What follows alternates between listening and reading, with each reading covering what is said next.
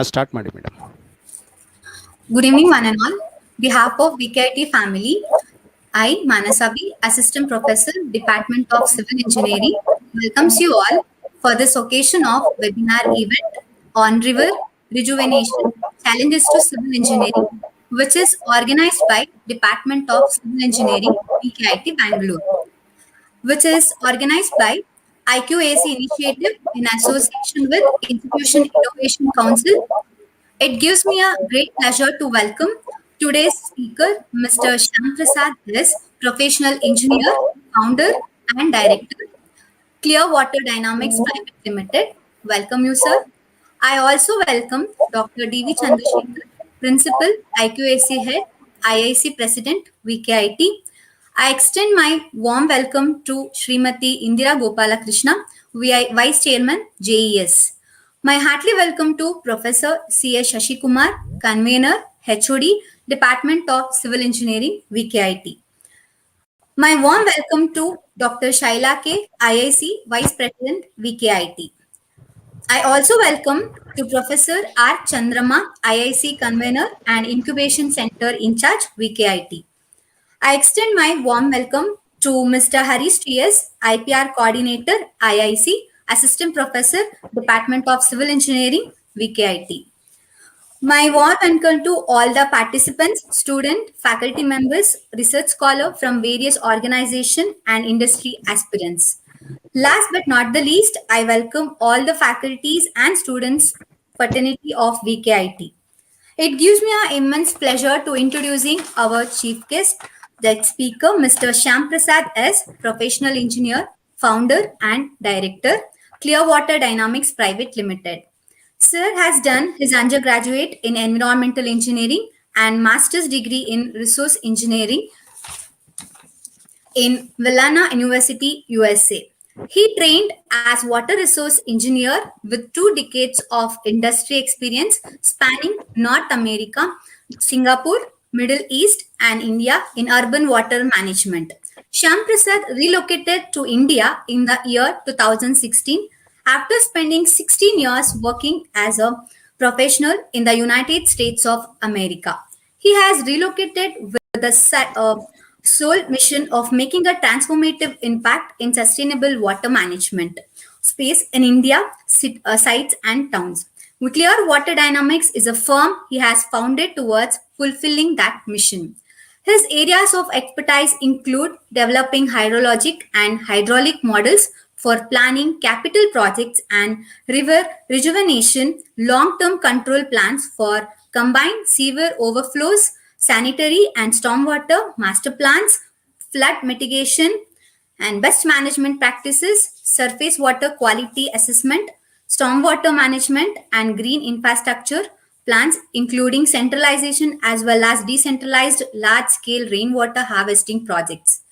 As a founder and director of CWD, currently he is working on water resource projects in across India in several states and Middle East, providing solutions in various segments of water resource engineering. In the last 4 years or so of company's existence, CWD has worked on more than 30 projects within the country and overseas as well.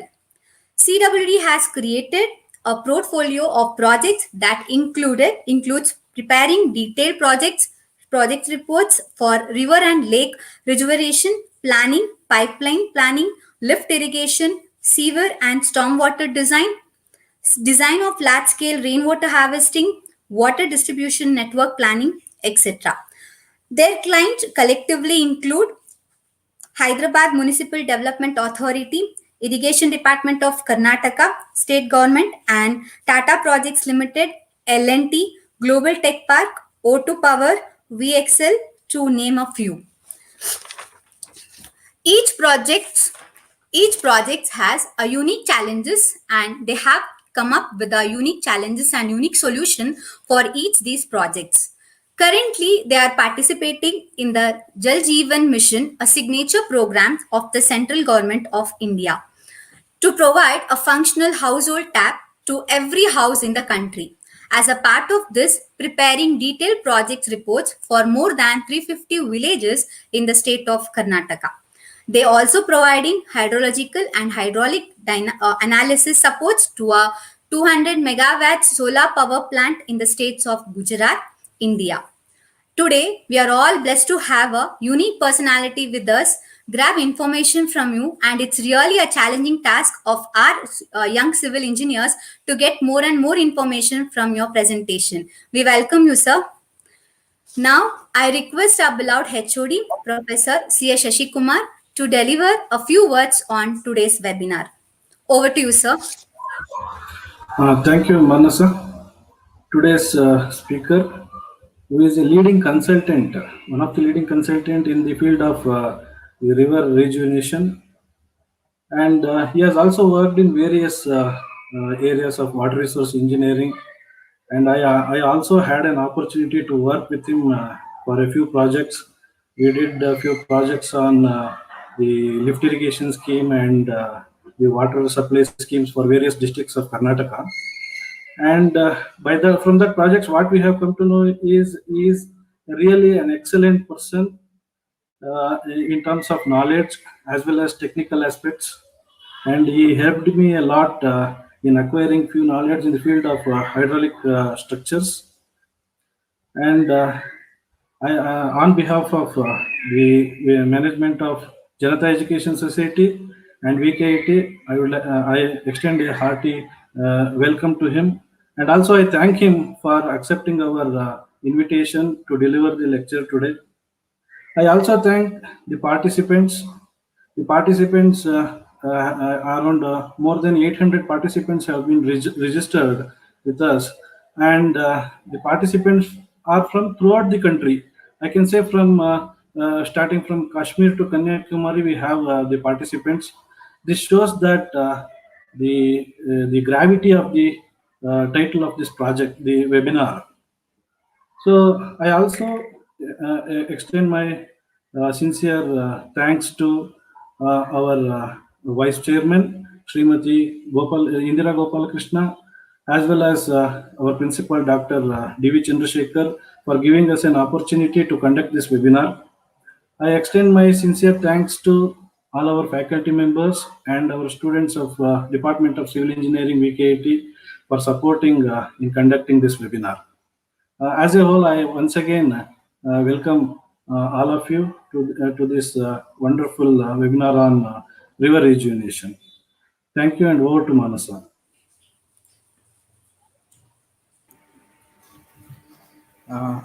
Thank you, sir. Now it's time to hand over the session to our speaker, Mr. Shyam Prasad, sir. Once again, I welcome and thank you so much, sir, for having come, keeping all your schedule away, and sharing your knowledge with the faculty members, research scholars, and students. I request you to proceed with the presentation. Over to you, sir. Thank you. Thank you, Mansa, and thank you, Dr. Shishi. Thank you so much for that wonderful introduction. Let me share my screen, and let me know when you can see my screen.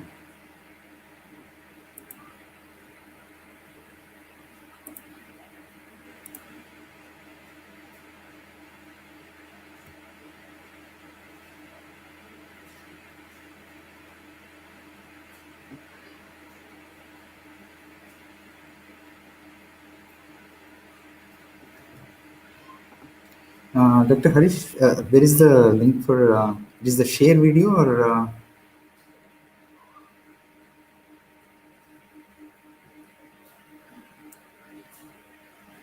Okay, I see.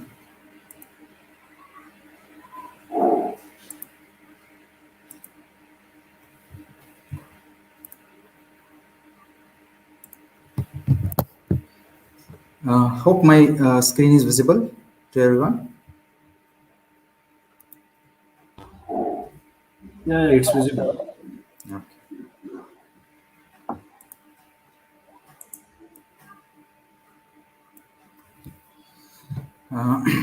It's visible. You can carry on, sir. Yeah. Good evening. Good evening to everyone, and namaste. I welcome you all to today's presentation about river rejuvenation.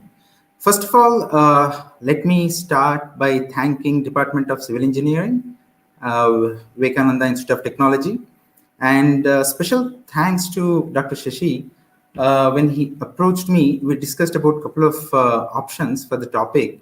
And when I said river rejuvenation, it really, kindled interest in him. He said this is probably the most apt subject for today. And so that's how we decided. And rightly, this is the need of the hour. And in the next 45 minutes or so, we'll take a look at what exactly river rejuvenation is all about. Why do we need river rejuvenation? And what's wrong with our rivers? And then is there any way to address these things? So we'll look at all these things over the next 45 minutes or so.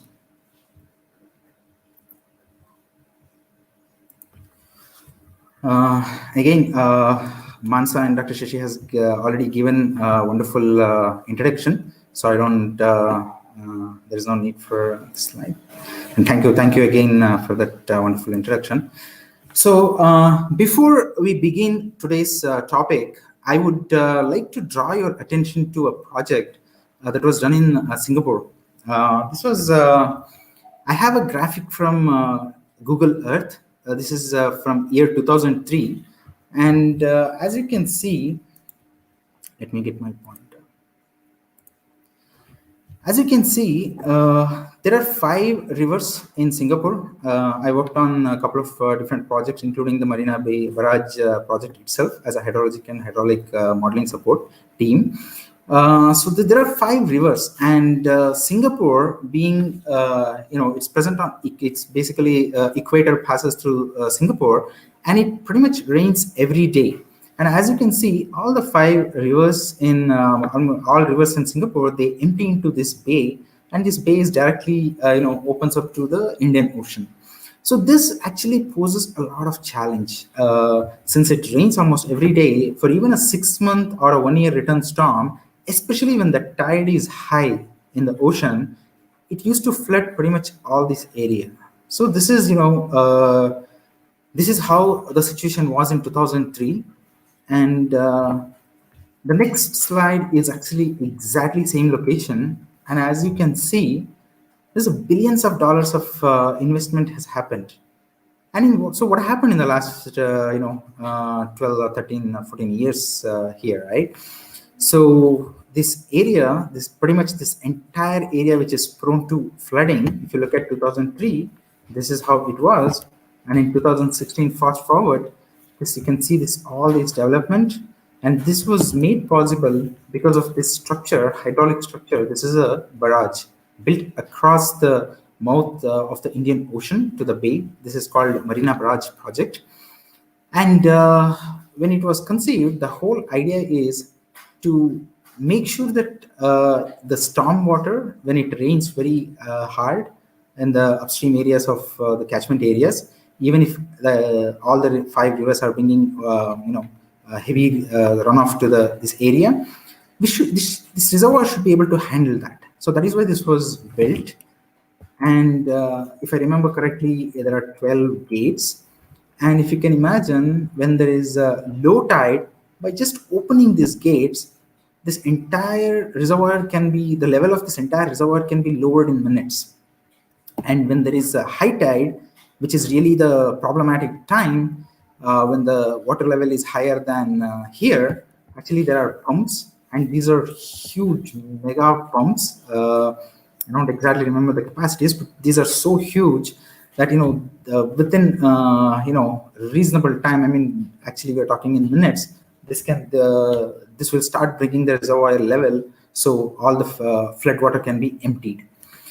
So the reason why I'm talking about this project is the river is a lifeline of any society, any nation, any civilization. Rivers are, makes the civilization possible, and rivers are great source of everything, water, to start with, and agriculture, and you name it. I mean, without river, all great civilizations have started on the banks of rivers across the globe.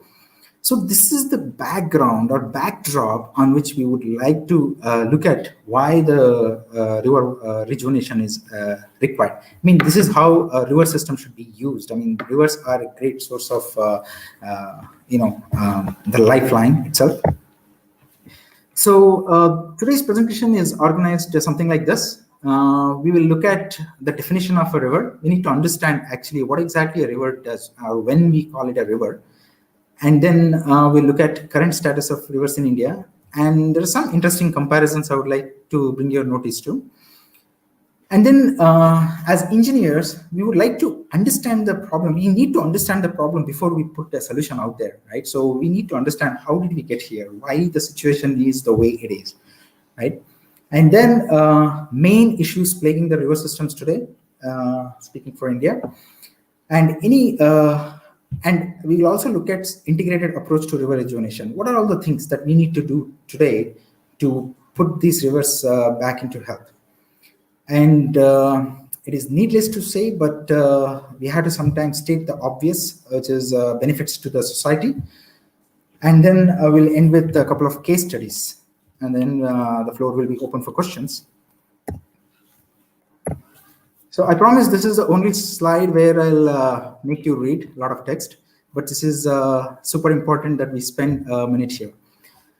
The river ecosystem is a complex mosaic of interaction and interrelationship of the biotic, which is flora and fauna, and abiotic, which is hydrological and geomorphic, etc., components in dynamic equilibrium. So this is biotic and abiotic, the living things and non-living things. We are looking at the whole dynamic equilibrium between them. The ecological function of a river is linked to the hydrological variations in the river flow, which is, in our case, it is the dry season and the wet season or monsoon flows. That's what we're talking about here.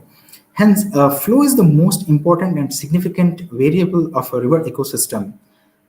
Besides sustaining the ecosystem and performing its geomorphic functions, erosion, sediment transport, reworking, etc., the river flow under appropriate condition recharges the groundwater in its floodplain. During floods, the river adds nutrients to the soil. So this is, I've just picked some most important functions which makes the river a river, right? So you can see flooding is a very important function of a river. And how do we, if we understand why is it important, then we can, plan our activities around that. And needless to say that during floods, the river adds nutrients to the soil. I mean, if you look at the Ganga plain, which is Gangetic plain, is one of the food baskets of the world, actually. So a river is the ultimate sink for surface runoff in its basin. So every drop of water that gets generated in the catchment ultimately makes its way to the river. So hopefully we understand the gravity of how a river functions. Now let's spend another minute taking a look at the hydrologic cycle. I mean, most of you are aware of hydrologic cycle. When the evaporation happens, actually condensation and basically clouds formation will happen, and the clouds will move towards the land surface. And then in the high altitudes where there are the freezing temperatures, when it starts coming down, it comes as snowfall. And this is any high altitude regions where sub-zero temperatures, it starts it becomes a snowfall.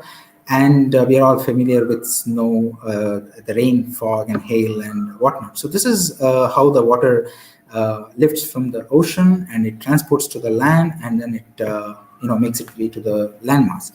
When it hits the landmass, it is depending on impervious area or pervious area. If it is a pervious area, then it has a chance to infiltrate, percolate, and evaporate, and then it as a subsurface flow. And then after the subsurface flow, it's a resultant of hydrologic complex phenomena.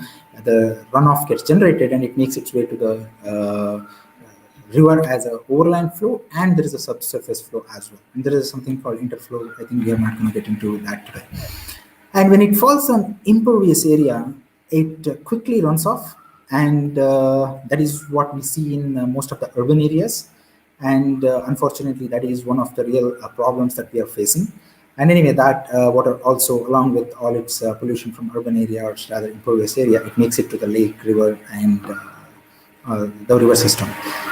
When it has a chance to percolate, it becomes part of subsurface flow, which is groundwater, and then the deep percolation also happens. And eventually, that subsurface flow will also make it to the ocean. And when there is a differential, depending on which side is pushing hard, brackish water can enter the subsurface, and which is what we call as saltwater intrusion. Now, let's take a look at the river system itself. We can broadly classify as 3 zones. The zone 1 is headwaters, where the headwater streams swiftly flow down the steep mountains, and in the process, it will have a lot of waterfalls. And if you can imagine, Ganga originates in Gangotri, and Alkananda and Bhagirathi, comes through Rudraprayag, Devprayag, and all, and eventually they form, and this is, you can think of as headwaters. And similarly, for speaking of Kaveri, it originates in Talkaveri, and people who have visited the Talkaveri and the Western Ghats, you can see a lot of waterfalls, and the velocities are usually high, and a lot of small rivulets comes together, and a river gets formed. And then the second zone is the transfer zone, which is now the elevations are dropping, the bigger rivers are joining. For example, speaking of Ganga, like the major rivers like Ramganga, Yamuna, and many other rivers, Chambal, will start joining, and the river becomes wider and wider, and it starts meandering. And the third, and same thing with giving the Kaveri example. Once it hits the plains in the Mysore, actually you start seeing the width of the river increasing, and Hemavati, Lakshman Tirtha, the tributaries starts joining, and the river becomes wider and meandering. And then the final zone is the zone 3 of deposition zone. This is where we are getting closer to the mean sea level, and the river starts meandering more and more because it's flatter and flatter, and at the end it forms delta, where it's the many braids can join the ocean. And if you can see Ganga Sagar, where Ganga enters the ocean, it's literally kilometers of very small channels meets the ocean. And similarly, Kaveri also actually it gets distributed into many small braids, and it just joins the ocean. So this is the 3D view of a river, how exactly a river is formed. This is how the river system looks like. Any river for that matter, this is just how it looks. Now, if you look at the same picture in 3D view or section view, and it's a fantastic picture, graphic showing a plan view, section view, and in somewhat a 3D view as well. So this is very important that we understand what exactly is a river, right? River, I keep giving you the examples. People who have traveled in the upper reaches of the rivers, they would have seen that rivers are always located in the depression or valley, right? If there are 2 mountains, and in the valley, you will always see the rivers flowing. It is nothing but depression, and the moisture, that is, you can see this purple area is that's showing the water table, and this is how the river is. The moisture in the soil or the water table itself, when there is a depression, it gets expressed as the river. So as you can see, this is just generally how the rivers flow, and you can visualize. I mean, if you're traveling in the Ladakh region, you can see these rivers everywhere. I mean, every street you're driving, you can see this rivers forming. And same thing with if you're driven in the monsoon season in the Western Ghats, you will see the same thing. So now, why is it important? This understanding this water table, this is all I mentioned, the pervious area. When water falls on the pervious area, it has a chance to sit there, evaporate, percolate, and it forms this part of the groundwater table. And people who are from Bangalore, I can just give you an example. 30-40 years ago, the open wells were live, meaning if you dig 30, 40, 50 feet from the surface, we could find the water, right? This is how most of the temple kalyanis were also built. Like you would find the steps and, 20, 30 feet below, you would water starts seeping into the well or kalyanis. However, in today's date, I don't think there is any open well that is wet. I mean, meaning most of the open wells have gone dry, because this water table has gone way below ground level. And this is the deep percolation. It will eventually make it to the confined aquifer. And right now, with the help of bore wells, what we have started digging 40, 50 years ago, and in the last 20 years, it has become very. At some point, it was big. It was very inexpensive, and the water was available, and we started drilling left and right. And I was reading in a paper that the groundwater that's available in Bangalore, we are talking about deep aquifers. Some of this water has taken, hundreds of thousands of years to get there, and some of the water that the isotope tests have revealed that it's like minimum 2 lakh year old water that we are using.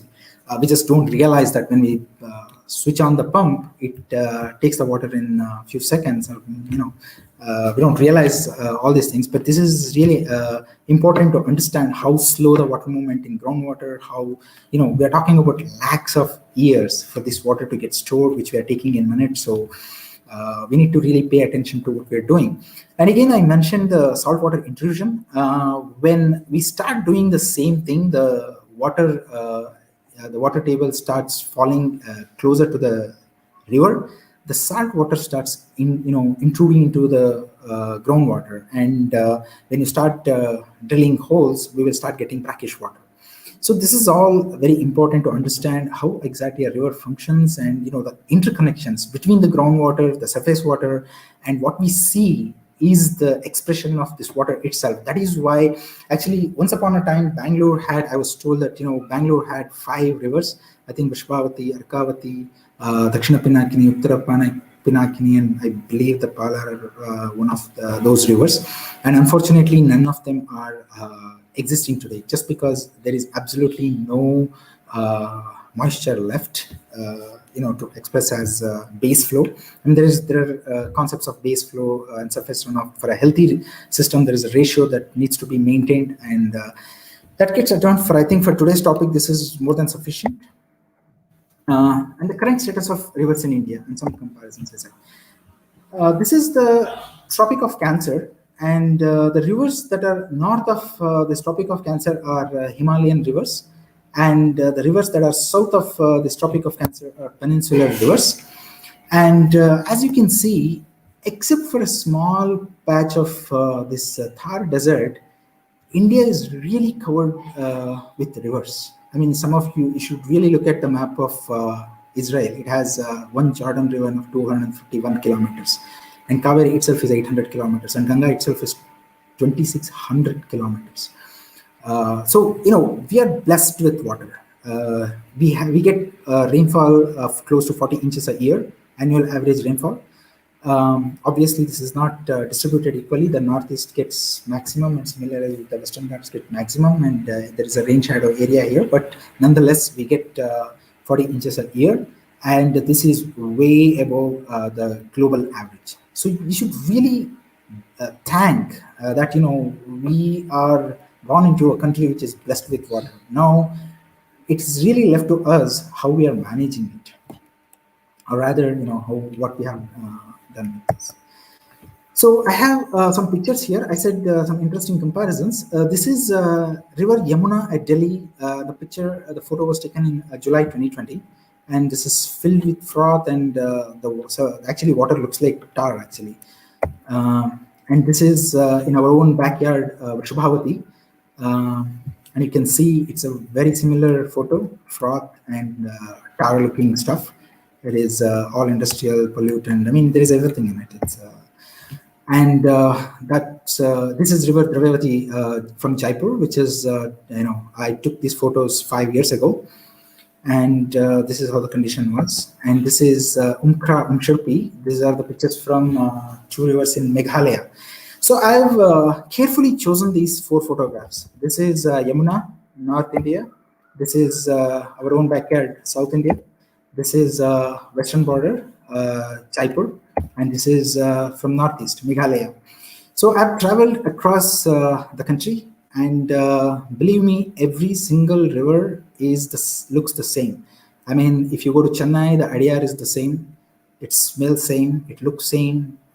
It is just just like how we call all our Indians from Kashmir to Kanyakumari. We have turned all rivers into the same way. Methi River in Mumbai, Musi River in Hyderabad, Narmada, Shipra. I mean, all of them are in very similar conditions. So this is high time that we should do something about it.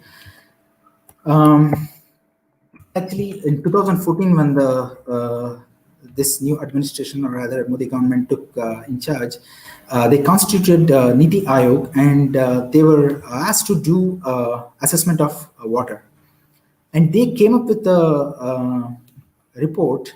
This is a report from Niti Aayog, and they developed composite water management index. And this is just taking a stock of all major rivers and all water parameters. And they published a report in June of 2018. And this is the sorry picture that paints this report. I mean, 600 million people, which is roughly half of the country or more than half of the country, face high to extreme water stress. 75% of households do not have drinking water on premises. 84% rural households do not have piped water access. 70% of water is contaminated. India is currently ranked 120 among 122 countries in the water quality index. This is the most disturbing. I mean, all of them are obviously disturbing, but this is something which is, even to fulfill these two conditions, we have to have clean water, enough water. I mean, if we go wrong here, we just have to simply forget about these two problems. So this is the core of the issue, and I can see the entire India is almost pictured in red. It is an extremely high stressed area, and everything is in, pretty much more than half of the country is stressed for obvious reasons, right? Anyway, so this is the current status of most of the Indian rivers, and especially the surface waters, which is of our focus area today.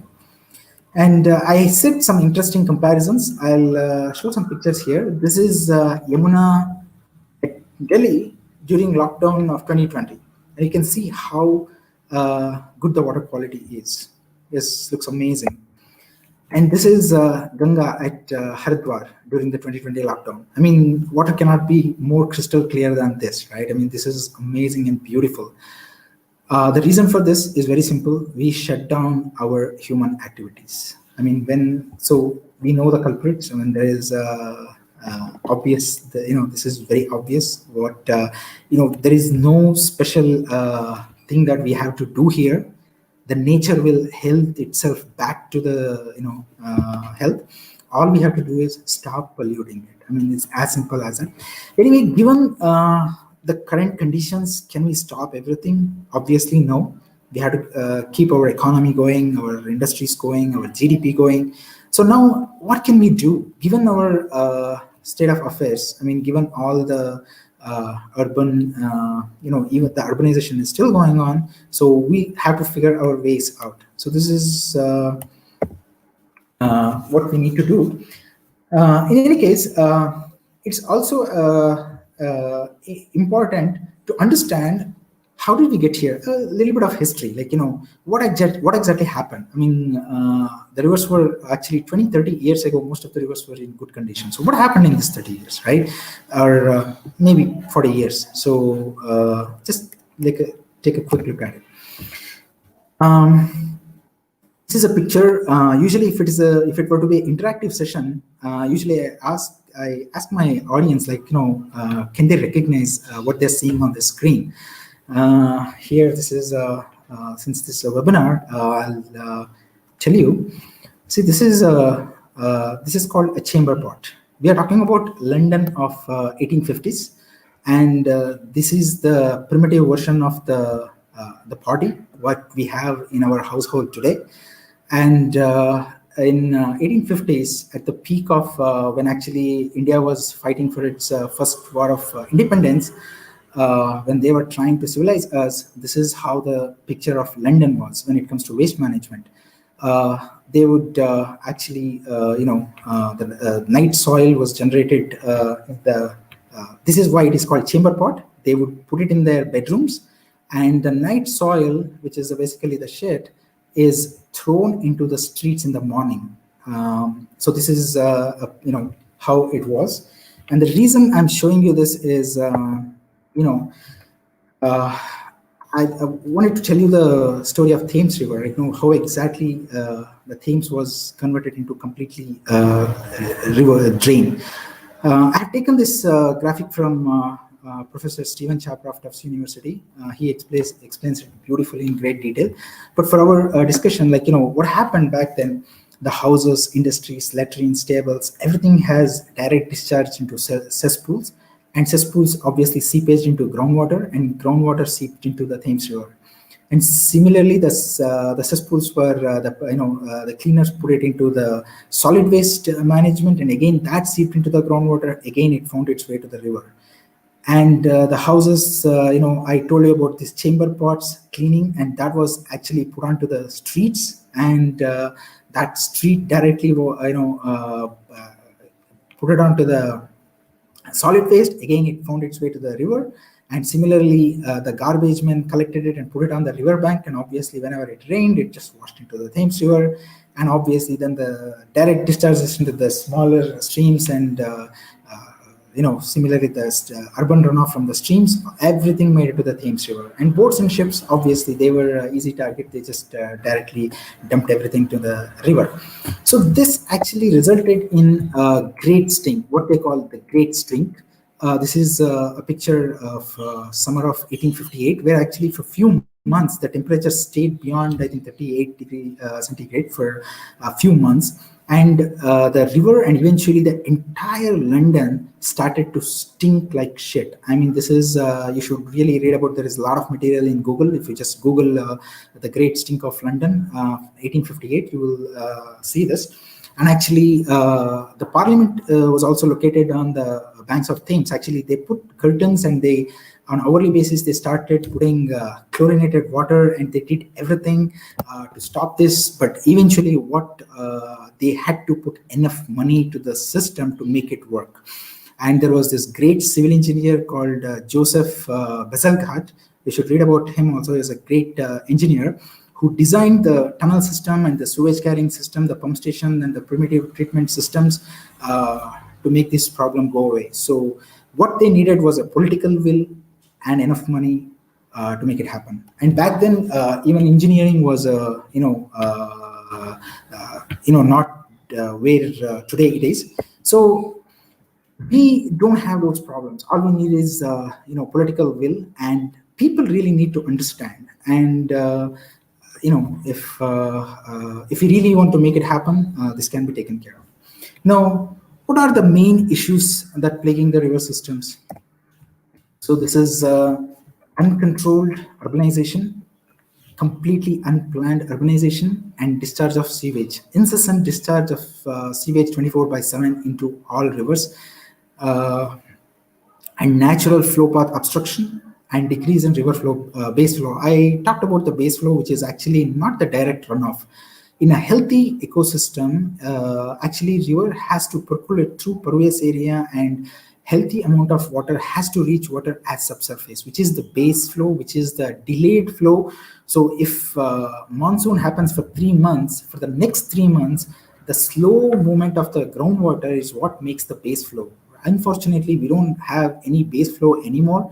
We have obstructed all the paths of the tributaries, and we have cut off its natural path.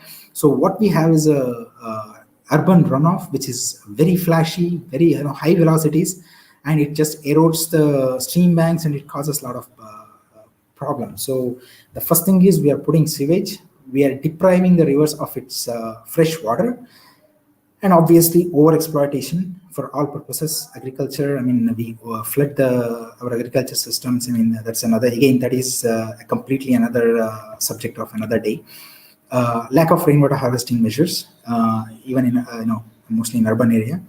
improper solid waste dumping into the rivers. I mean, another thing, solid waste itself is again another topic for its own, another day. It's a huge issue unless, solid waste, unless we stop solid waste into the river, it is again, the solution is not perfect or complete. And uncontrolled industrialization and untreated discharge of effluents. This is, I mean, all of them are extremely important. I can't imagine not addressing any one of these if we really want to address the issue of river deterioration or rejuvenation. But if you ask me, I mean, I don't know how we are letting this happen. We have rules on paper for most of this. It is unfortunate that all of this has not been implemented. But industrialized is something that we are putting poison into the river, right? It's directly, and we are consuming it because even if you let's say sewage is taking time to come up with the STPs, it eventually this can be addressed because STPs are designed to take sewage, but STPs are not designed to treat effluents, and we don't even know what is in there, right? So this is a huge problem, and it has to be addressed at the source. I mean, I repeat, all of this is equally important, and all of them have to be addressed before a river can be rejuvenated. We keep talking about urbanization. This is probably true for all regions of India, like National Capital Region of or NCR, Bombay, Hyderabad, Bangalore, probably metropolitan area of Chennai. It's probably the same thing. But just look at it. I mean, this is something published by IISc Bangalore. In 1973, we had about 68% of greenery in Bangalore, and by 2000, early 2000s, we had grown to we had reduced it to 38%, and by 2020 we have left nothing. I mean, it's literally scary. I mean, it's less than 3%. I mean, we have put concrete to every single possible inch of Bangalore. So I don't understand what kind of development this is, but this is, is depriving of groundwater, and I mean, all the things that we have talked about so far. This is probably an eye-opener slide. Just wanted to put up there, like, the to extent which we have urbanized ourselves, and all the problems that comes with urbanization without proper planning. Now, an integrated. So, what can we do? I mean, now we understand what are the problems. What have we done with our system? So now let's take a look at, is there anything that we can do to rejuvenate rivers or put them back into their health? We have to address all of these issues one by one. The wet weather flow management, which is in our case mostly during the monsoon seasons. We have to develop micro-scale watersheds, delineations for rivers. We have to do the rainfall analysis. We have to create the design storms. So this is mostly for designing the stormwater management and complete to properly plan and engineer the river hydraulics and adequate sizing of storm drains joining the rivers. And dry weather flow management. This is basically, wet weather flow management is essentially bringing the fresh water or the rainwater to the river. And dry weather flow management is basically engineering solutions for handling the sewage and sillage. Again, this involves micro-scale sewer sheds delineation for urban catchments, population assessment and sewage generation estimation, sizing of sewer drains for peak flows, design of interceptor chambers, conveyance through sewer underneath storm drains, collection and pumping of sewage to STPs. All of this have to be done for proper, sanitary sewer system has to be put in place, and the STPs and the interceptor chambers, pump stations, etc., etc. And then this is the quantity management, and this is then we are talking about water quality issues, the pollution abatement. There is no uh, uh, discussion on this. 100% interception of industrial effluent at source and treatment before discharging into the river. I mean, it has to be done, 100%. The existing laws have to be implemented properly, and treated water discharge to rivers on 100% compliance with the CPCB standards. This is something needed to be done yesterday. And additional engineering works, treatment of effluent from car, bike, service stations, the treatment of effluents from cloth washings, that's the Dobby guards, stream bank stabilization, riverfront development, solid waste management, construction of recharge structures in open barren lands, preventions of obstructions, opening up the waterways. So these are all the things that we have to do. A river rejuvenation plan must address every single one of these for us to get somewhere. Again, what are the major goals? Ecological and aquatic equilibrium. We talked about what is a river. It is, flow, the flood waters, dry weather flow. There is a good balance between base flow and runoff. I mean, all of these things are very important. And unless we get ecological and aquatic equilibrium, there is no question of bringing anything flora and fauna back to the water. This is all now a sewage drain. So once that happens, then probably some ecological activity will start happening. Transportation and recreation, I mean, that is like a big river like Ganga. Maybe we can do that, but that's something bonus. This is water, source of energy. Obviously, we harness river for electricity and source of drinking water. I mean, how can we have sewage in place of drinking water? Believe it or not, that's what we're drinking, right? I mean, the upstream areas like people of Mysore are, drinking this. So-called treated water of. I mean, I'm not. I don't know if I'm supposed to say this, but if untreated water is left from Madikeri and all the ghat areas, probably this is what we are drinking in Mysore, and all the wastewater that's generated until Mysore is what abstracted and we drink in Bangalore, and all of our waste is we are sending directly. Actually, Vishpavati, the picture I showed you becomes, I think, joins Suvarnamukhi, and it reaches Bairamangala Lake, and then from there it goes to Suvarnamukhi, and eventually at Hogenakal Falls, it joins Kaveri. So you can imagine what we are putting is what people in Tamil Nadu are drinking. I mean, if there are people from Tamil Nadu listening here, sorry, but this is happening everywhere. I mean, the downstream people are treating it, and when we put it in the tap, we consider it as a fresh water and we are drinking it. But unfortunately, this is the reason why there is, we cannot drink water from our tap. I mean, why do we have to have a RO system or something in in our houses? Because it's, as that study said, 70% of our drinking water is not in a potable state, right? So this is unfortunately what happening. And if we get everything right, then, as I said, living habitat for aquatic animals and plants, we are way far away from that. But we have to have all these goals to get there eventually. If you look at it in layman terms, right, the two most important goals for river rejuvenation effort are uninterrupted flow. The flow of water, sediments, and other natural constituents of river are continuous and adequate over the entire length of the river throughout the year.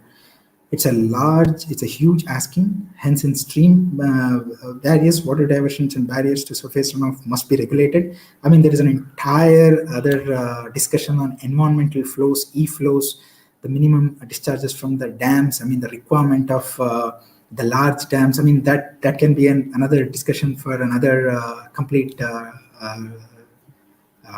webinar. The environmental flows that has to be led from these dams.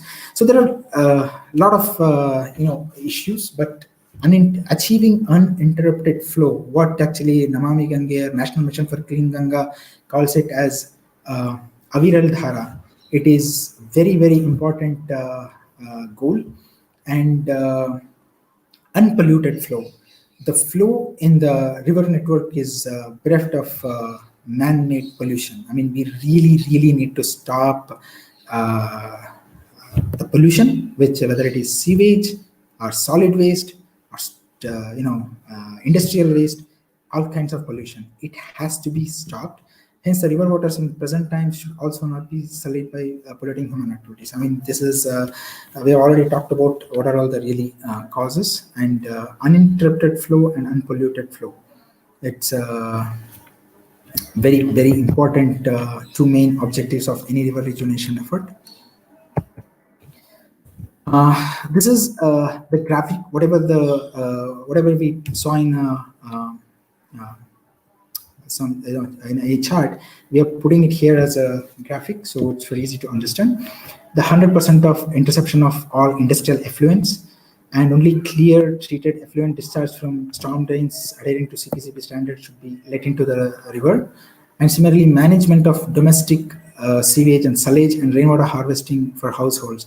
If you look at any urban areas, the solid waste has to be properly handled. I mean, separately. Again, we can have another webinar on completely on solid waste management. Just for today, if you understand that solid waste has no place, absolutely no place, in the rivers, it's sufficient. And similarly, the stormwater has to be properly carried in a separate sewer system, separate storm drains. I mean, in nowadays, actually, even stormwater is not considered as pure water anymore. It has, whenever it is, the urban runoff is considered as polluted water, and we need to come up with some solutions for stormwater drain as well. But in our priority list, this can come later. What we really need to address is the sanitary sewer flow, and we have to build a proper intercepting system. We have to take every drop of sanitary, sewage water and take it to the interceptor and diversion structures and bring it to the STPs. 100% of sewage has to be captured and treated and then let into the water, and to the rivers. So this is addressing all aspects that we have talked so far. And the continuing the same, and so we talked about all how to stop the pollution, right? Whether it is solid waste, the industrial waste or sewage. Now, equally important thing is bringing the fresh water to the river. Otherwise, river will have no water. Prevention of obstruction to the natural drain flow paths. I mean, again, speaking for Bangalore, I mean, we have Rajakaluways, but God only knows where they have been encroached and how many kilometers we have. I think, as citizens, we should really ask for a transparent, government to be transparent in these things. So this is the only way for the natural water to make it to the rivers. And the stream bank, once we do all these things, right, then we can do all our civil engineering works, like, the gabions, the ripraps, the geotextile fencing, our designing fancy riverfront developments. All these things can be, these are all doable. This is, as civil engineers, I think we love to do all these things, but before we get here, we have to address all other things. Then we can do all these wonderful things to make it look like a river again. Recharge structures, and I don't know how many of you have visited some of the riverfront development projects in India, like Sabarmati Front, and some of the things that they talk about as what are the lacunas are not addressing upstream areas. Like this is something has to be kept in mind. This is not just making the riverfronts beautiful. We have to capture, we have to reverse some of the bad effects of impervious areas. We have to let the runoff sink or infiltrate at the source, and we can come up with a large scale rainwater harvesting structures whenever the river rejuvenation projects are taken up. So this is something we can can be looked into. And obviously the prevention of direct discharge, and we already talked about all these things. I think I have 5 more minutes. I'll try to rush a little bit. Benefits to society. This is something I said. Unfortunately, even to say this, that there are benefits from a fresh water body, it sounds very stupid and silly. But now that we are all used to see, whether it is Adyar, Musi, or Vrishbhavati, we are used to see tar-like substance flowing and froth coming out from the lakes and rivers. I think the obvious has to be said. The sewage-free river in the middle of the city, functional sewage system and interceptor system, improved storm drainage system to carry runoff to the river, ecological restoration of the river, environmental flow sustaining the local flora and fauna. And as a secondary benefit, improving the health of the surface water body will decrease the diseases and reduce the healthcare costs for the citizens. I mean, I would really like to make a strong point here. I have not seen any, it's my ignorance maybe, I have not seen any either the newspaper articles or the journal articles making a direct connections between the healthcare cost and the river. I mean, the status of our pollutions in the river. I mean, where I stay in South Bangalore, within 1 kilometers of radius, actually we have 20. I'm not exaggerating at all. There are 20 super specialty hospitals. I mean, as an exchequer, how much of your money from your pocket is going towards these costs is probably directly connected to the, the pollution that we are putting out into the nature. I mean, this is unforgivable, right? I mean, this is something to think about. And then, doing this actually will increase the GDP of the local economy. I mean, there is only positive things about I can talk about. Beautiful riverfront development throughout the river length, public parks, bike paths, walkways, crossover bridges, idle immersion facilities. I mean, only imagination is the limit how we can turn this right now stinking drain systems into a really beautiful public asset, right? Boost to the real estate all along the river. I'll show you if we have time for if speakers will allow me to speak for another 5 minutes. I'll show you the case studies where in Jaipur, after the riverfront development, the real estate has gone through the roof actually. The rainwater harvesting mechanisms throughout the catchment area,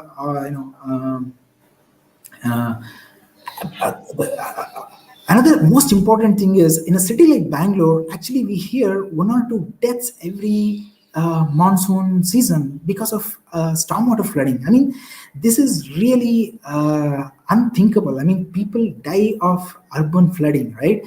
I mean, you can save lives and we can save literally thousands of crores. I don't know, from any angle, if you look at it, it is making an economical case. I mean, there is a fantastic financial model that, somebody can, government actually can make money off of a river rejuvenation project. Let me go a little quick. This is the Dravivati River in Rajasthan I talked about. This is the pictures I took in 2015 when I visited the river first time. This is exactly like Shbhavati in Bangalore or Musi in Hyderabad or Adyar in Chennai. I mean, you can look at it, it looks same, it feels same. I said there are slums across the sewage and it stinks. This is how it looks. And when this project was implemented, this is some pictures when it was during the construction. And now if you go to Jaipur, this is how it looks. There is a flowing water. I'll show you in the next minute how exactly this is achieved.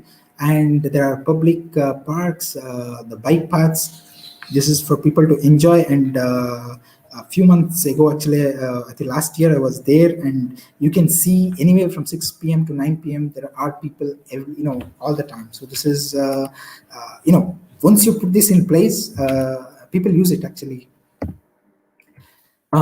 Some of the things that we do as a part of, unfortunately there is not much time, but at least speaking for Jaipur project, there are 105 check dams in series, and there are 6 large STPs, totaling amount to, if I remember correctly, 120 MLD of sewage is being treated.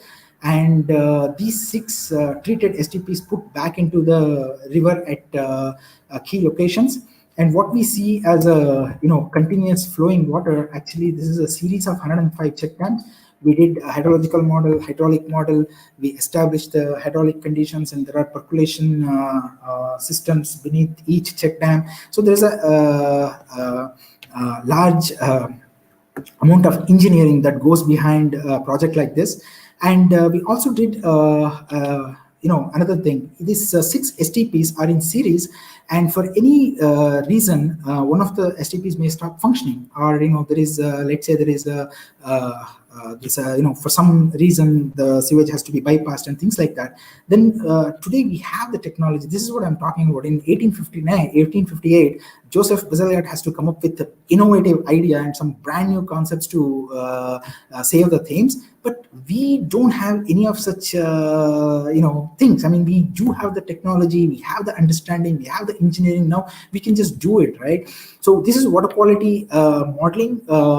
If one STP stops, we can model the scenarios like how far downstream the DO is going to reduce, what are the effects it will have, what is the how exactly the nutrients will react, how long it will take before the water starts turning into septic. All these things can be studied, and we have now engineering to do all these things. And the stormwater system, we also did the stormwater study for that project, and there were 120, if I remember correctly, over a stretch of 45 kilometers, there were 320 small and big storm drains.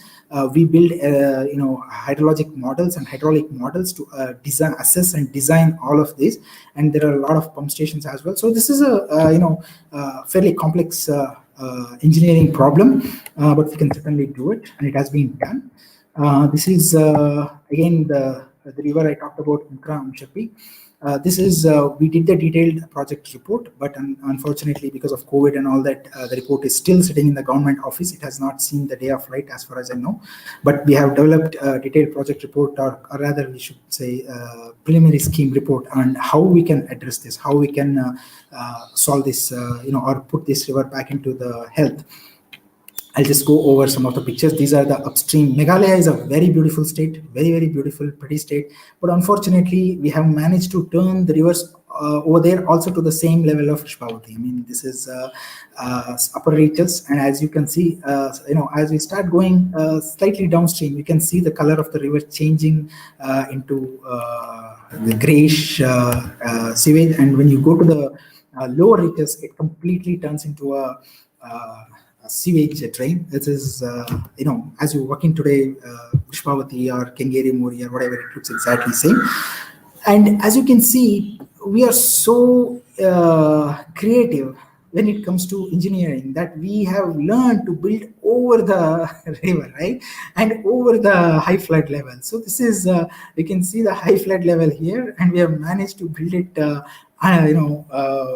have put our engineering to come up with these kind of buildings, and what we need to do is actually reverse the engineer, actually put the engineering into the solving the problem in the river itself. And some more pictures. Actually, this is as you can see, this is very challenging site. I mean, there are the river has been encroached to the last inch. There is not even a centimeter left. I mean, in the last picture you saw, actually it has been built like this. I mean, there are cantilevers extending beyond the buildable area, and this is the condition we have. But the thing is, we have actually given a solution for this also. I mean, Tata Projects Limited has put the concept report together, and we have helped them give the solution. And we think even this thing can also be addressed. I mean, we can engineer our way out of this mess also. And some more pictures of the more of the same. And this is, we are, making use of river like this. And this is government has built a stadium on top of the river itself. So this is a very beautiful picture. So what here is just a small glimpse of one of the solutions that we are proposing. You can build an interceptor system underneath the river. Obviously, either buying back the land or disturbing the houses. This is not a starting point. I mean, the minute we talk about all those things, the project can fall apart. So what is the best thing to do is first stop the pollution. I mean, stop, for God's sake, stop the pollution reaching the rivers, right? So we can build a system underneath the riverbed, whatever the space we have, we can utilize that, connect all the houses there, and I think we can do this. We have proposed a conceptual plan, and actually we have done some engineering as well for the interceptor chambers and all that, and we believe this can be implemented. And once we stop the pollution, then this is the easy part. I mean, putting some nice gabions or riprap and whatever, that engineering part is the easy part, which is, what beautifies the system. And there are many, many solutions to do this. There are some presented here as examples. And if you have space, I mean, these are all from the Meghalaya examples that we are talking about actually. This is the space downstream of the Shillong city where there is place for doing something like this. You can have a wonderful riverfront in the middle of the city. You can turn this into this. If there is enough money and political will, we can do this.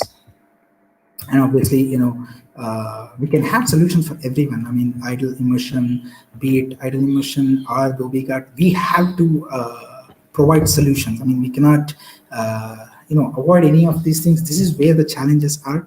But I believe all of these can be doable. We have come to an end of the today's presentation. I'll just quote, a sutta from our Aruna Prashna of Veda. It says, "It is well known that water is nectar. To keep Amritam," nectar meaning Amritam, "to keep Amritam immortal, one should not run away from rain thinking that one will get wet. One should not urinate or release bodily waste into the water. This is a vratam that should be observed. One should not spit into water. This is a vratam. One should not take bath in the water without cloth." This is something we were able to practice for a long time. I mean, again, we have to go back and look at how it's all connected. I mean, how our solid waste management. I mean, there was no urbanization. There is no population increase at this rate. What we have seen in the last 30, 40 years. So, what, in my humble opinion, what I think is. See, I also showed you, some of you have connected the dots. When we mix the shit with the water, right, there is no going back from that situation. It is, we have created a mess. I mean, some of you have read Mark Twain. I think it's Huckleberry Finn, where kerosene gets spilled in a boat. I vaguely remember from my high school days of reading. And how that kerosene makes a mess. I mean, there is no way to turn the situation back. This is something like that. Once we put that, it becomes very energy intense. I mean, STPs are not joke to run. I mean, we did one project where we designed a 30 MLD sewage treatment plant, 30 MLD. I mean, just to think, and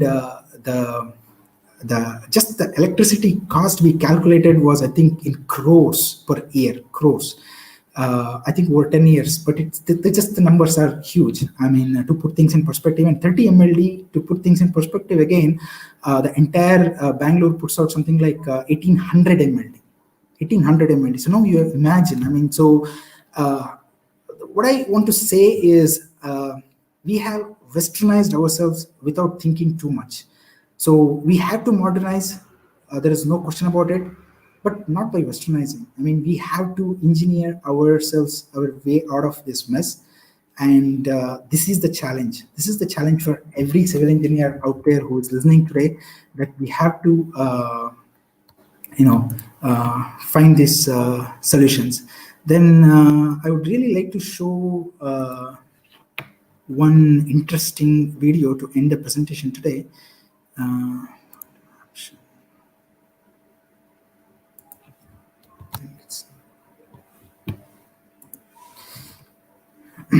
I received this video today. Oops.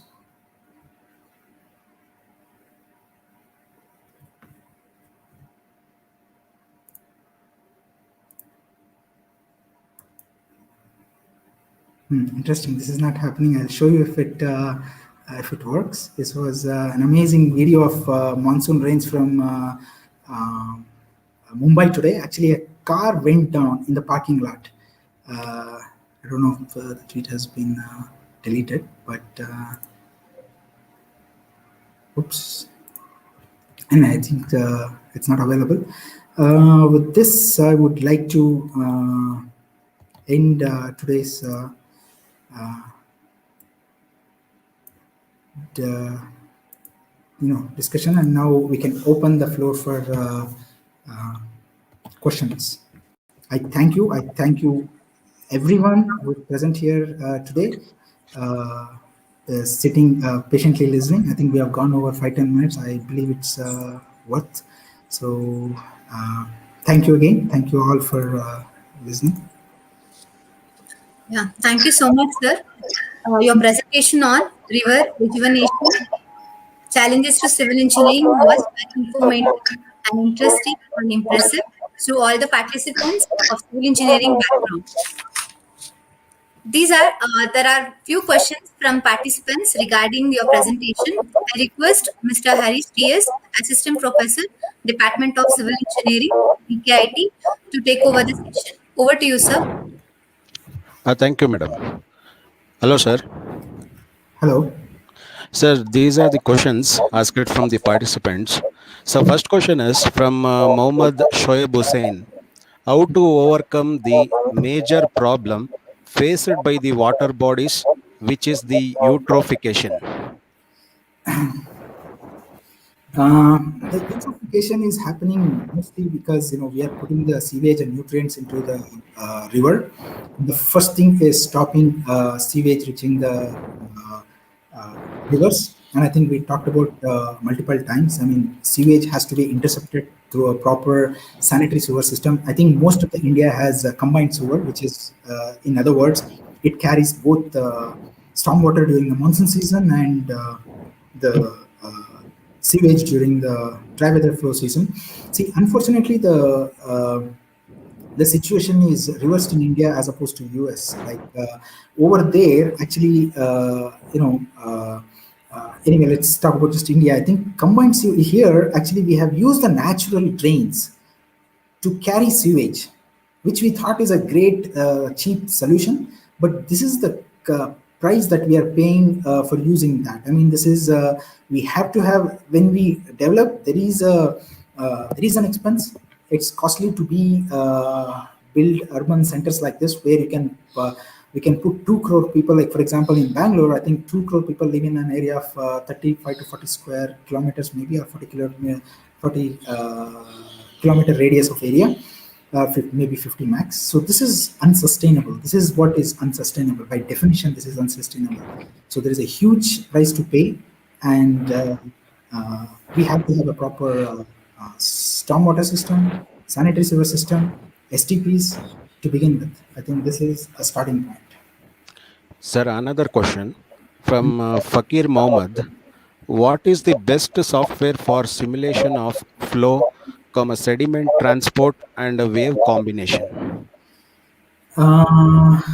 So, see, we can use both SWIM, US EPA SWIM, stormwater management model from US EPA, which is a free version, and you can use HECRAS also to do the same thing. And there are paid softwares like Mike products, Mike DHI, Danish Hydraulic Institute projects and the products, and there is Innova is the US company that puts out products. There are various software available. I mean, these are some to name. Sir, another question from Adarsh SV. Are there any suitable methods available, like in case of Arkavati River and many other rivers, which receive pollutants due to anthropogenic reasons throughout the year? Right. If you remember, there was a slide where I had segregated wet weather solutions and dry weather solutions. So we have to understand, that is what the same slide also had, delineating the micro watersheds for both stormwater and sanitary sewer sheds separately. We have to understand where the pollutants are coming. We have to isolate the industrial zones. I mean, these are nowadays we have tools, we have survey equipment that was not even available 10 years ago. I mean, we can do drone survey, we can do tracing analysis. There is so many things that we can do. The solutions are there, but again, what I had broadly classified as dry weather management, wet weather management, we have to look at individually all of this and come up with the solutions separately and put the whole program together. Sir, another question. How river rejuvenation can be carried out when there is recurring pollution happening throughout the year? I think it's the same question. I think Okay, sir.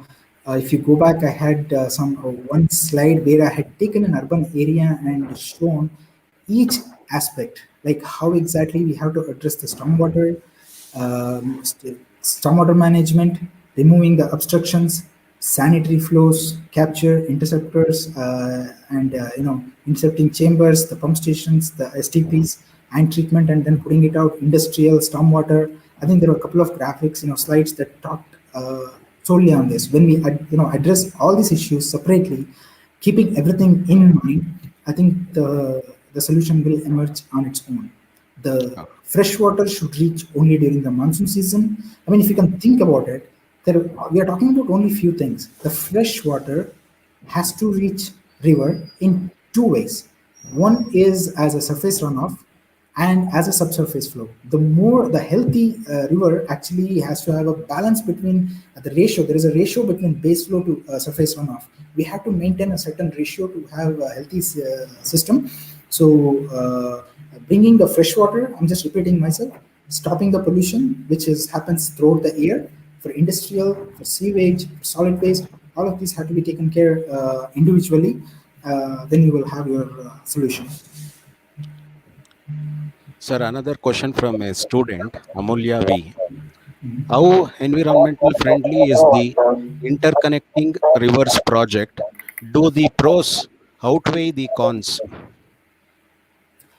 Actually, there has been many studies done on river interlinking of the rivers. There is no consensus in the academic circle. I mean,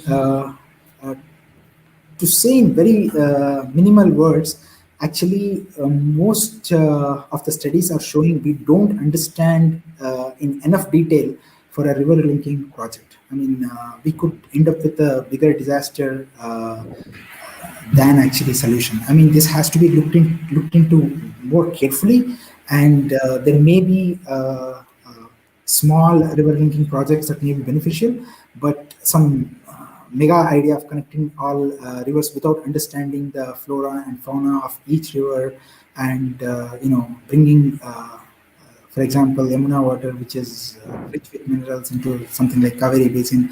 I don't think enough studies has been done. With whatever minimal studies that have been done, and what, to my knowledge, I think the academic opinion is leaning more towards the opinion that it is not understood well, and there can be more constant pros.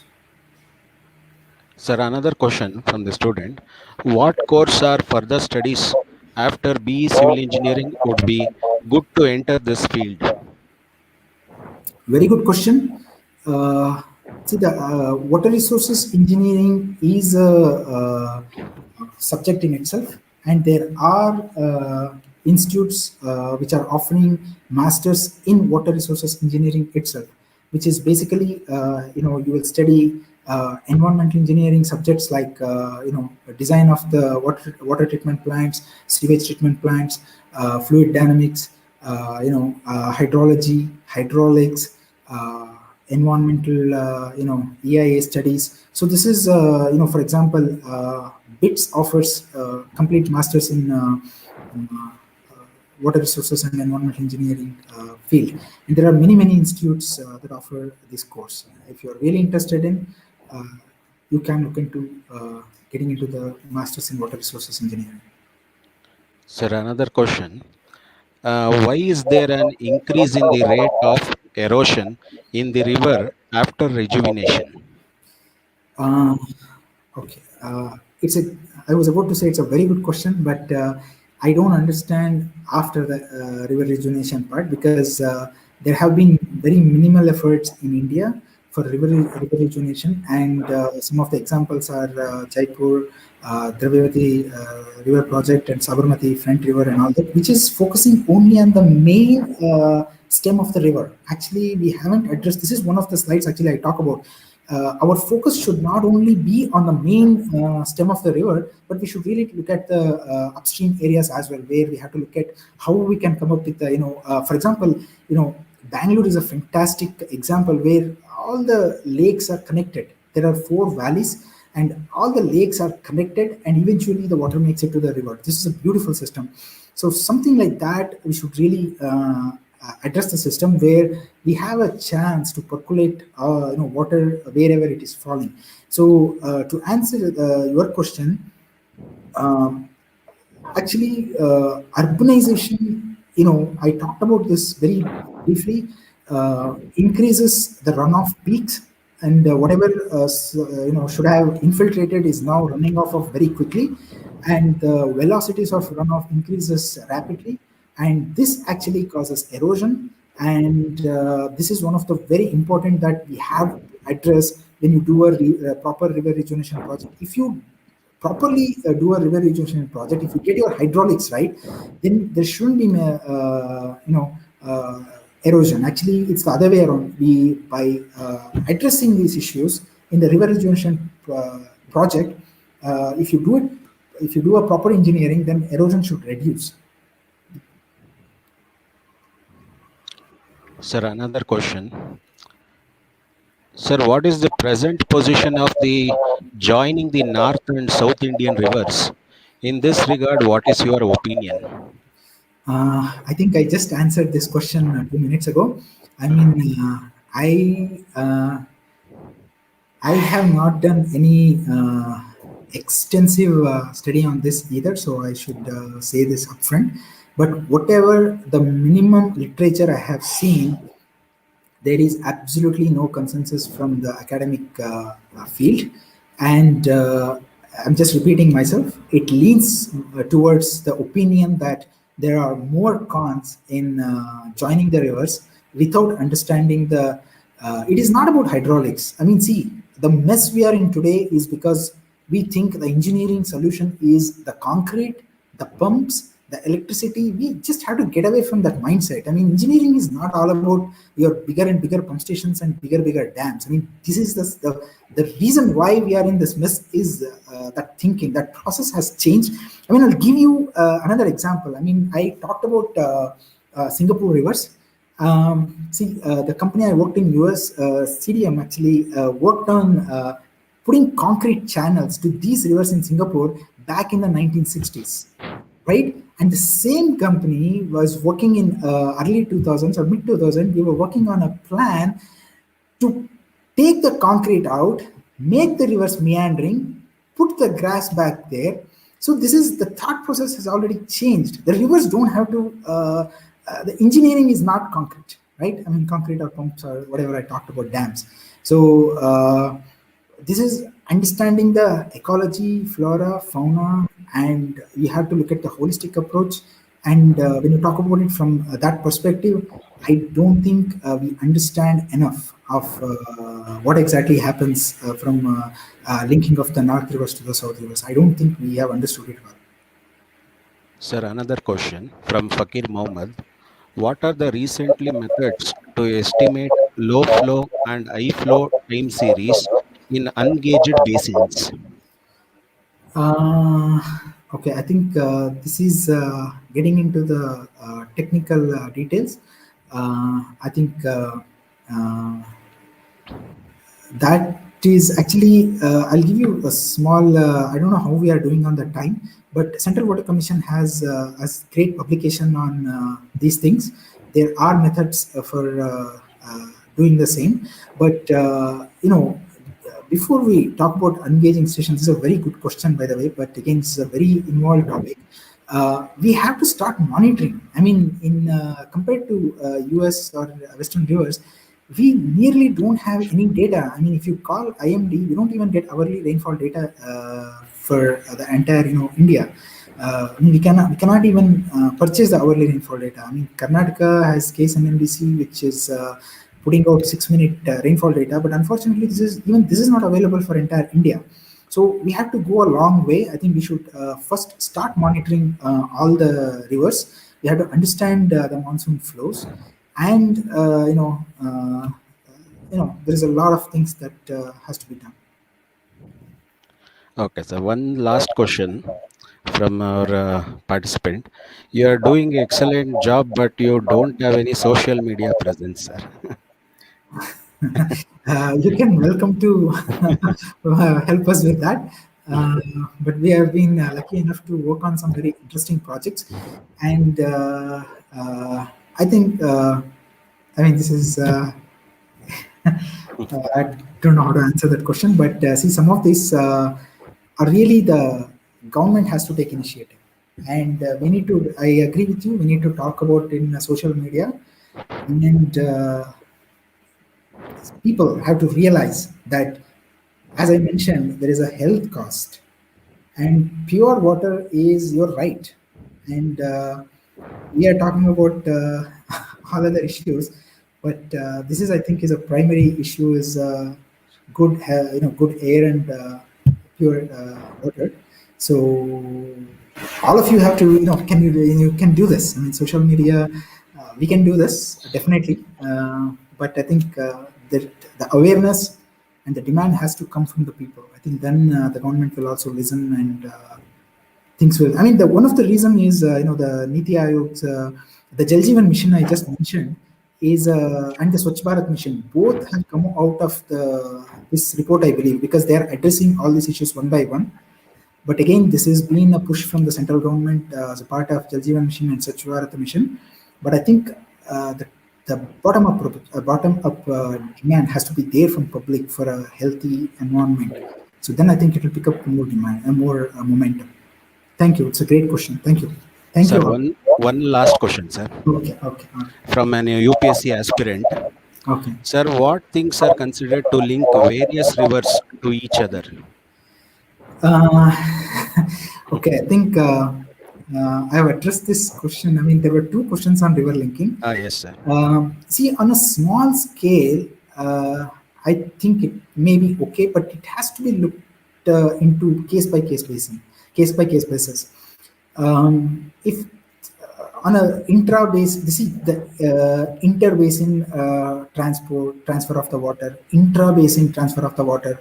These are very complicated, very complex issues. See, we don't even understand each basin. How can we think of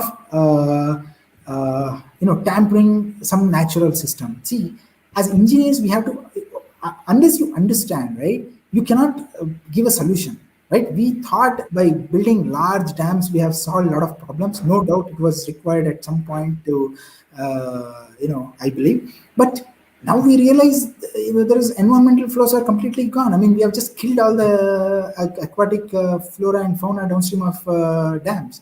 So is it the right way to develop?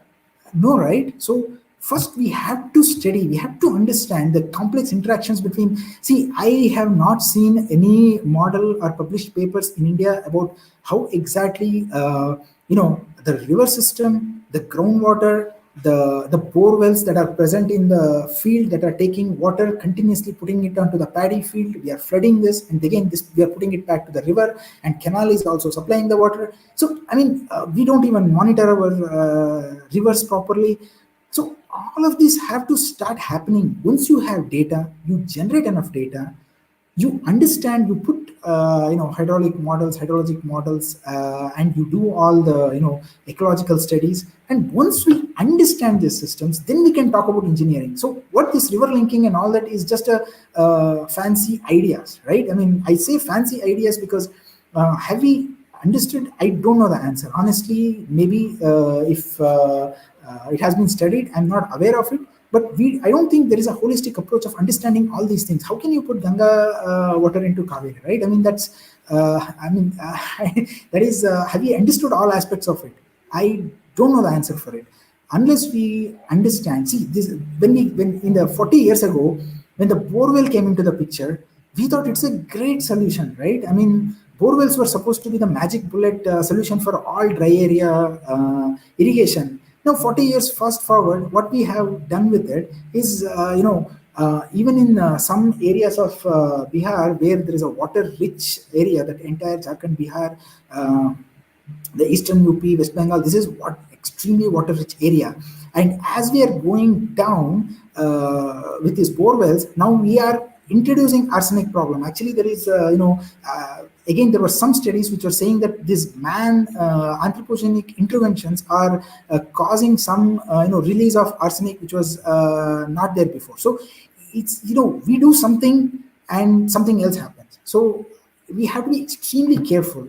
So I think, just to point out, why do you have to link rivers, right? I mean, this is a fancy idea of taking water to the dry lands magically, right? That's the idea we're talking about. Have we used all the water that is falling in the locally? There is a saying that, make the running water walk, make the walking water stay. Have we already done that? Have we captured that? I mean, is the water efficiency in agriculture system in Israel is upwards of 70-80%. In India, it is like somewhere 30-35%, right? If you just double your efficiency in agriculture water consumption, then you can, you will have, twice the amount of water you already get annually. So what have we done? I mean, last 2-3 years, Karnataka is continuously getting affected by floods. I mean, there was, we talk about 10, 20, 30,000 crore losses in single states. I mean, the same thing is good for UP, Bihar, and all those places. What have we done? What have we done? I mean, have you captured all the rainfall that is falling in your local basin, and have you tried to manage that? I mean, what have we done with the lake systems? I mean, there are projects. I mean, I just saw a tender from Orissa where they were thinking of connecting all 35 lakes to do the same. I think we are just waking up, but all of these have to be exhausted before you can think of some magical way of bringing Ganga to Tamil Nadu and Kaveri to Madhya Pradesh. These are all fancy ideas. We can contemplate with those things, but before that, we have to do our, if we go through LKG, UKG, and first grade, then we can think of PhD, right? So it may be a great idea, but I don't know. But we have to do all these things that are low-hanging fruits before we can think of solutions in the sky.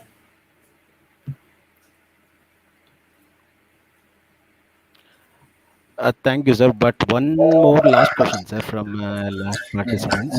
Should we not limit construction of industries we call development which produce lot of waste and contaminate rivers, sir? Should we not limit construction of industries that what we call development which produce lot of waste and contaminate rivers, sir? I think again I touched upon this when I was showing the slides of the Yamuna and picture from Yamuna and Ganga during the lockdown. Just how clean the water was, right? So I also mentioned that, can we stop all economic activity? No, I don't think that is the solution. See, and also I told it towards the end, right? We have westernized, right? We need to modernize, not just ape the West End in terms of a lot of things that we are doing, whether it is consumerism or some of the things. So this is a very complex question. So we cannot stop economic activity. We have to do the economic activity. And if you look at history of India, I mean, this is again, great topic for another day. We had, if you look at, if you Google for Lothal and Harappa civilization, we had, India has been the economic hub ever since, until the, Islamic invasions and the, British takeover of the India. Our GDP was the highest. I mean, there is a great study by Anderson and I forgot the exact study, but you can look at all these things. I mean, we were the manufacturing hub. We were the center of technology. We were the center of knowledge, and we didn't do it this way, right? There was some better way to do it. And actually, if you look at the, 5,000 years ago, the city of Lothal or Dholavira had more population than some of the population we have. I mean, and they had some engineering on water systems. You should all Google and look at some of these published papers on this.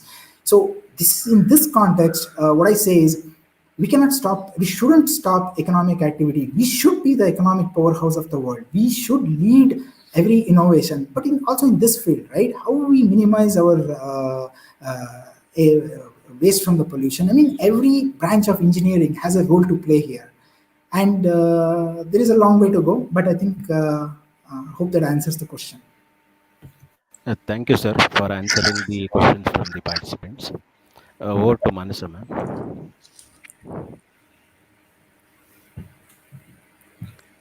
Yeah, thank you, sir. Now we are coming to the last part of the session. I request Mrs. Varnashri Amar, Assistant Professor, Department of Civil Engineering, VKIT, to deliver a vote of thanks. Over to you, ma'am.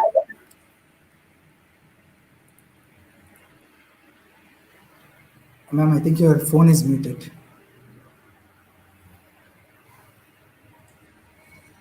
Excuse me, Varna, ma'am. Voice not audible. Is it audible now, ma'am? Yeah, no, it's audible, ma'am. Yeah. Thank you, Mansa, ma'am. Good evening, one and all. Myself, Varnashri Ammar, Assistant Professor of Department of Civil Engineering, VKIT. It gives me an immense pleasure to deliver the vote of thanks for this event.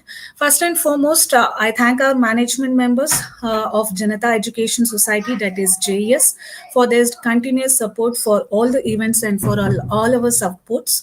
Next, I would like to thank Srimati Indira Gopal Krishna, Vice Chairman of VKIT, for her guidance and encouragement in all our efforts. And we express our gratitude and thankful to Dr. D.V. Chandrasekhar sir, Principal, IQAC Head, and also President of IIC VKIT for his continuous support. I thank our today's webinar speaker, Mr. Shyam Prasad S, who is a professional engineer, founder and director of Clearwater Dynamics Private Limited, for sharing his valuable time as well as his knowledge with us. Thank you, sir. I would like to extend my thanks to Professor C.S. Shashikumar, convener, HOD of Department of Civil Engineering, VKIT, for his interest, guidance, and encouragement to us. Thank you, sir. And I also like to thank Mr. Harish T.S., Assistant Professor and also IPR Coordinator of Department of Civil Engineering, VKIT, and Dr. Shaila K., Vice President of IIC, VKIT, Dr. R. Chandramma, Convener of IIC and also in charge of Incubation Center, VKIT, and my heartfelt thanks to our faculty members who worked behind this successful event. Last but not the least, I thank all the participants for their cooperation and making this event successful. Once again, I thank each and everyone who attended this webinar. Thank you.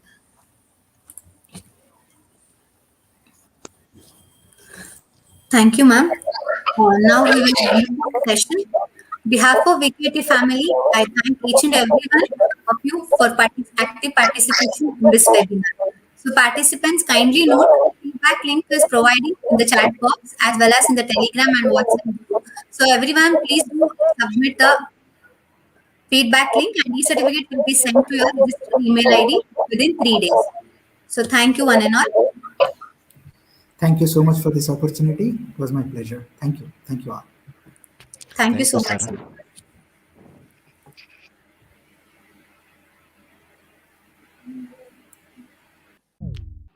Sir, shall we end?